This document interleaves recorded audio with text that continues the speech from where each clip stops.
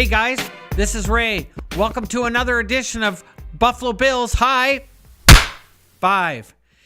Look, every year my wife and I, we love to predict the schedule for the Buffalo Bills in the upcoming season. And as you know, the schedule comes out in the month of April, just before the draft usually. So we're only a few weeks away from getting the schedule out. Now, every year, what I like to do is I pull out the last 3 years of schedules, and I take those schedules to try to formulate what the schedule is going to look like in 2019. Does that work? That's a big fat no. It doesn't, but I'm trying it again this year. So I've pulled up 2018, 2017, 2016.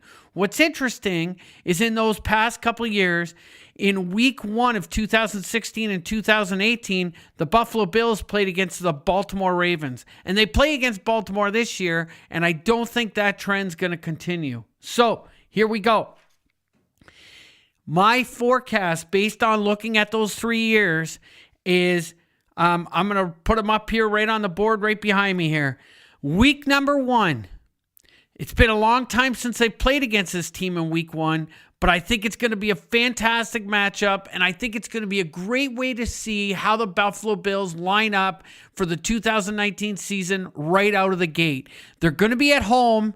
They're going to be against a division rival. You guessed it. They're going to be taking on Tom Brady and the New England Patriots in week 1 at home. That's going to be fantastic. I got them followed up at home in week 2, taking on the Cincinnati Bengals. Week 3, I have them on the road in Miami. Normally, we've seen Miami late in the year in the last couple of years. I think we're going to see Miami earlier in the year in 2019. Week 4, I also have them on the road against an NFC team. That's the New York Giants.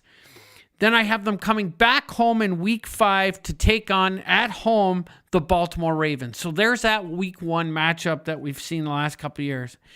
Week 6 is a big game, folks. It's a big game. I have them on the road taking on the Cleveland Browns, in which would most likely be a Thursday night or possibly a Monday night football game. That should be a great game. I have their bye week coming in week 7. In week 8, I have them at home again, playing that second game against Miami. So we'll have Miami done out of the way early this year. Then I have them on the road in week 9 against Tennessee, and they stay on the road in week 9 against Tennessee, and they stay on the road in week 10 against the Dallas Cowboys. Then they come back home. They got a tough game in week 11 against the Philadelphia Eagles. After that, week 12, they're back to New England. Okay, so now New England's off the board. If we can split that series, that'd be a great year. Week 13, I have them at home against the New York Jets. Week 14, I've got them at the Pittsburgh Steelers. Then they're home for 2 games against the Denver Broncos and the Washington Redskins. And this season will not end up in a warm weather environment like Miami the past couple of years. Last 2 years in a row, they've finished up at Miami. This year, they're going to be at the New York Jets to finish up the 2019 season. Now, what's interesting about the schedule this year, they're playing against a NFC East conference. Now, when you look at the East, I've got Philadelphia could have a really good year. What's interesting about Philadelphia is Carson Wentz going to be able to stay healthy. And I've got them playing against the Eagles in week 11.